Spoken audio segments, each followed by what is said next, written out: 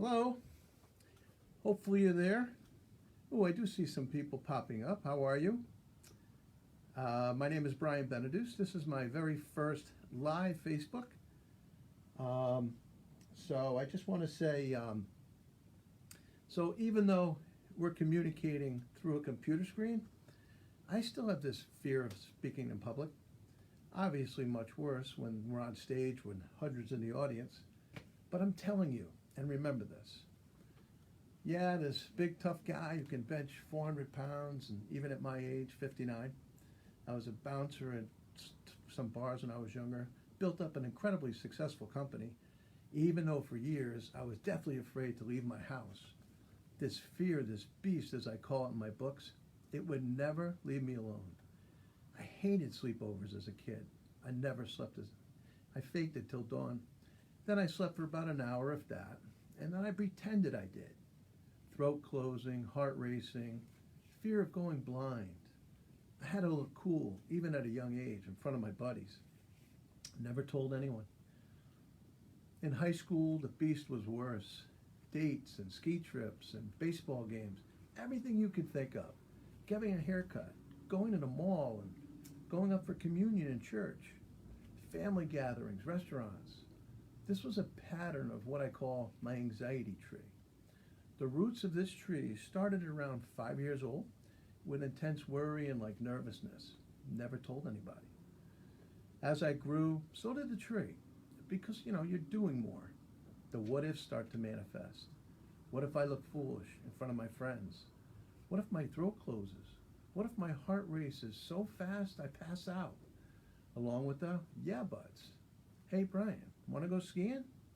Yeah, but what if we're on the lift and I freak out? What if I hyperventilate and there's no hospital for whatever this is that I have? I didn't know back then, and I never told anyone. What the hell is wrong with me? So by now I'm in my 20s and this tree is in full bloom.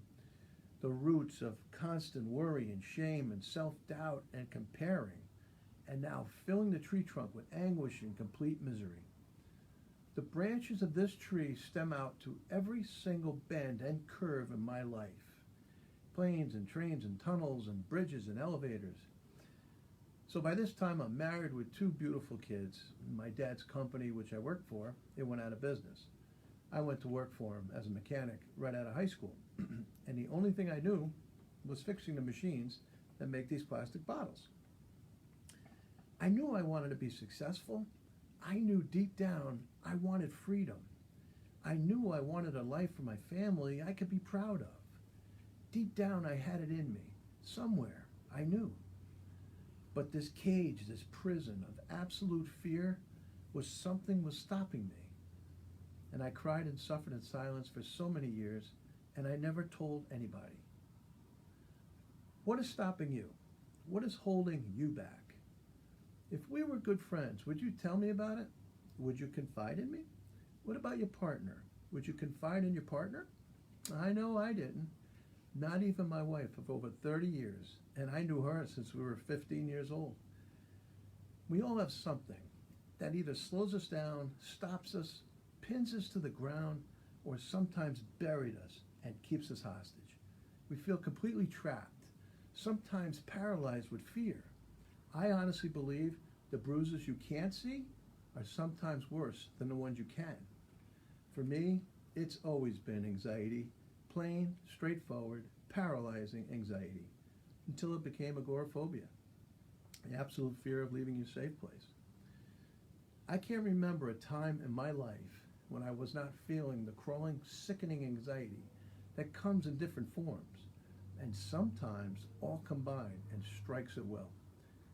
The beast said, hey Brian, you say you want to be successful and fight me? Remember, I bring on intense feeling of fear, doom, a sudden urgency to escape, run away, or get out.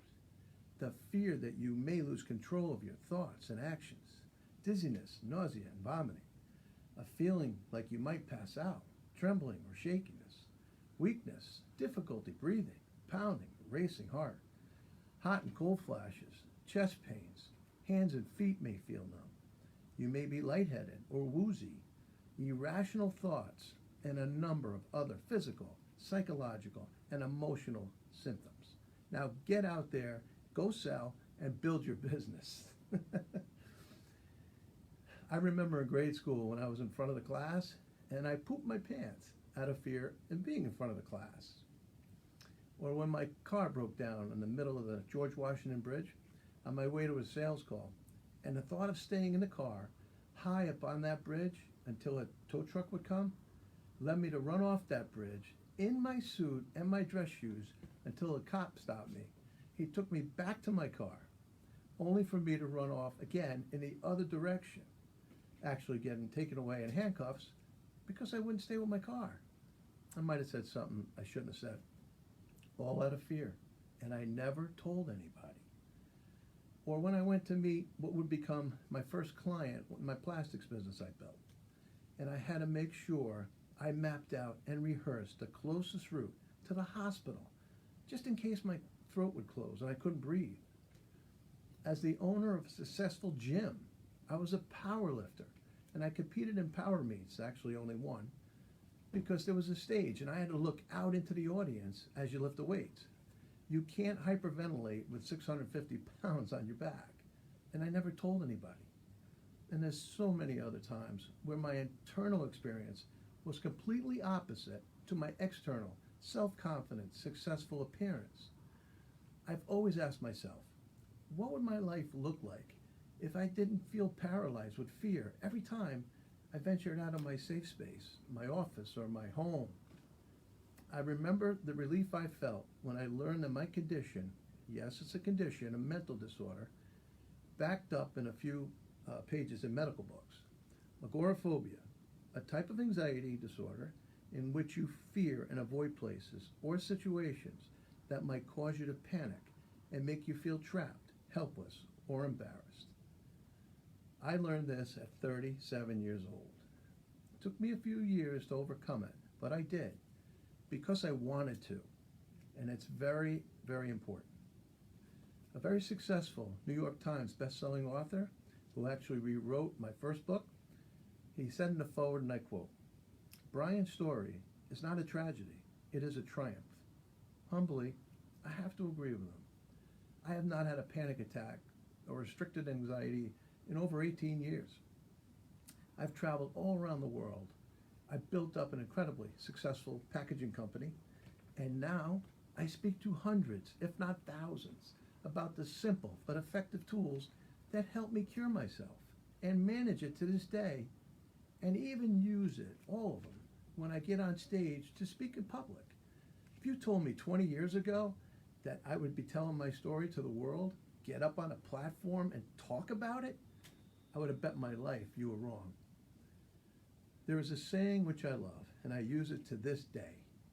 All it takes is 20 seconds of insane courage, and your whole life could change. That was the day I dropped my armor. That was the scariest day of my life, and it was the first time that I told somebody. And here I am. After 8 minutes of yapping, I am screaming from the mountaintop at the top of my lungs. I am looking into each of your eyes. I'm sitting here in front of you. I want to show you vulnerability and hopelessness to incredible success and hope. Hope that you find your passion, big or small, and run with it. Hope that you stop the negative thoughts and self-doubt. Hope that you stop saying, what if, and the yeah buts, and that's just the way I am. And you don't understand. I do, and I did. You are entitled. May you live, and I mean live, all the days of your life. My name is Brian Beneduce, and I suffer, as mentioned, from acute anxiety. And I want to welcome quite a few people we have here, and thank you for joining me on this, Tuesday at 4:30. I also I hope and pray that everybody is staying safe, and hopefully we're on the back nine of this COVID-19. I would like to invite you at your convenience. Cox was good enough to make a 30-minute segment, which I'm featured in, and I'm very proud of it. They interviewed me and took some time, and it's called it's how to handle and how I'm handling this COVID-19, and I give my own professional tools that I use to this day, and how I'm dealing it with my kids and so on and so forth. But if you've missed it on Cox, it's on my website. We put it up there, and it's the full 30 minutes, so you can see it. But thank you. So what I'd like to do now is, as you probably would imagine, after you give a talk and you ask, my favorite part of giving talks is the question and answer session. Because as I've mentioned in my posts, it takes you to places that they want to go, which you want to hear. And hopefully I'll be able to answer them. And as I mention all the time in my talks, there will always be direct. They might not be what you want to hear, but they're always going to be honest. They're never going to be embellished. I don't have to. My story is scary and funny and real. And the hope is that you read this story, and if you suffer from fear, anxiety, panic, or agoraphobia, that you can listen to my words, know there's hope, and inspire you to understand it is up to you, and you can do this. So the first question that I got, I did one of these this morning, and I'm reading these questions right off. I did another talk this morning with a company, and the first question was, and I love this question, I get asked it a lot: why did you pick sales if you suffered? That's a great question. That's one of the top questions I get asked. Well, in my presentations, I give a 55-minute presentation, and in it, it talks about my life as a mechanic and in sales. Well, when my dad's company went out of business, the only thing I knew was how to fix containers, how to fix plastic bottles. And having said that, I was a fix-it kind of guy.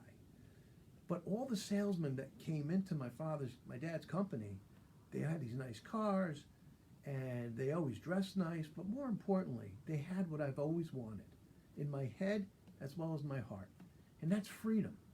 I've always wanted freedom. I never wanted somebody to say, you go here, you go there. Meanwhile, when you own a company, you have hundreds of bosses, which I soon realized. But it's true, when you deal with sales, you're dealing with travel, you're dealing with communicating, you're dealing with everything that is opposite of what an agoraphobic wants. But I knew, as I mentioned in my heart when I started this Facebook Live, that's what I've always wanted.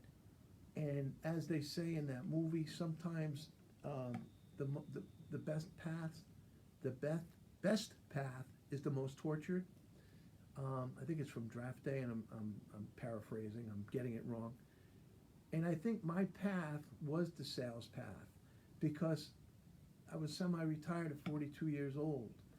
But more importantly, it's what I went through to get there, and I truly believe the tortured path that I went through enabled me to write books for credibility, not to sell books. My book profits go to a worthy cause, goes to Bradley Hospital.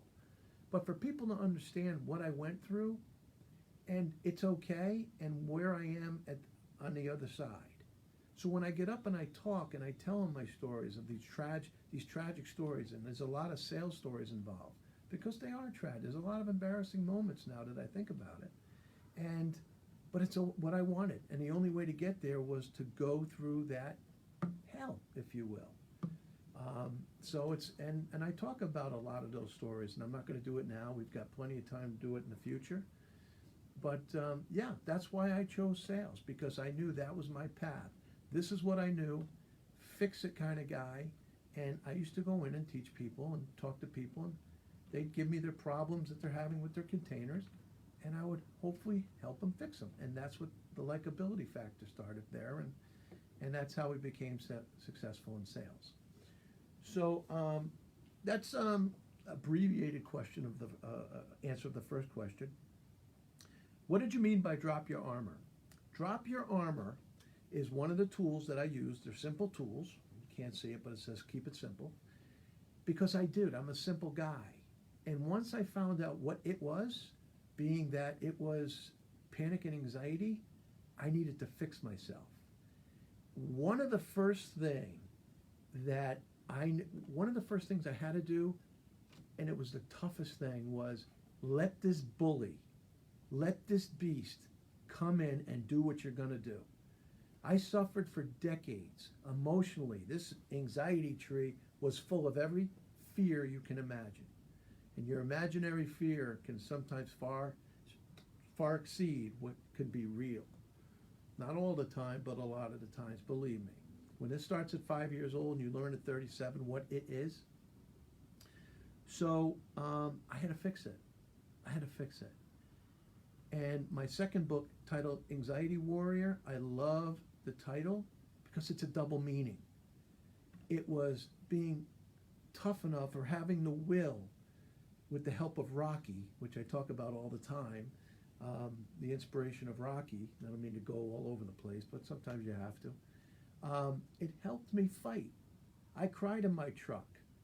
I cried in hospital parking lots. I used to smash my headlight with hammers when I couldn't handle the beast anymore and make excuses why I couldn't go somewhere, to my wife, to myself, to the customer, all these different things. But when I was able to finally say, come on, bully, I'm going to take on everything you can give me, that's when I dropped my armor. And that was the toughest thing I had to do. And it gave me everything I could. And my heart raced and my head, I thought I was going to faint, but I never did. All those years of dealing with agoraphobia, all those years of dealing with panic, and never did. And that was the first step of my healing process, is learning that I did and I could control this. And it wasn't going to go any further than it had before. And that was the first step of my healing process. And what I'm going to do is every week I'm going to get into a different tool. I'm going to have some fun with this. We got quite a few people on, so I'm happy. Another question they asked me this morning: how did you feel after writing my book? That's kind of a two-part answer. When I was writing the book, I actually didn't write the book. I can't write. If you go to my website, you'll see a progress report on there. It'll prove that I can't write. Kind of embarrassed, but hey, if you read my book, you can see my progress report. But what I used to do is I met an author, Steve Porter, and I used to go to Chatham, Massachusetts. I could picture the place, and I used to speak into my phone. And sometimes I'd get on such a roll, I'd look at what I what I was saying, and the autocorrect had no idea, and I forgot what I said. So it was a fun process. And then giving him the words, the gobbledygook, and he would take it, put it into sentences, coherent sentences, and then we changed, like he would say slacks instead of pants, because I would never say slacks, but things like that. But it was the wedding, because my wife never knew about this, ever. I would never show my wife vulnerability. And it was hard for me. As I said, I was, Joe Tough guy. I didn't want to show her this. But when a friend of mine were talking and he found out that I had this, he says, you have to write a book because you need to help people. So my first chapter was the wedding. I gave it to my wife, and after we cried, and 45 minutes later, she convinced me, you have to write this book. So the second part of it is, how do I feel after I wrote the book? After crying and emotionally, it's not medicinal at all, believe me when I tell you. You almost have to take yourself out of it. You have to talk as if it's not you. Because if you start reliving those moments, they do come back. And it's a scary place, and I never want to go there again. So now I am ecstatic, because the questions and the people that want to hear about this and the people I'm helping, how could I not be anything but happy? And the word is inspiration. If I can inspire people to get rid of their fear and to do what they're trying to do, whatever it is that's holding you back, look at my life and what I've been through and what I was able to do. And it is look at me. Not Brian, but the person that wrote the book. And be inspired by that. And go get the job. become a captain, ask the girl out to the prom, do the things that you're fearful of. And that's the way I feel about writing the book. And the other question was, tough to write for, oh no, I'm sorry. So those were the three questions, sorry.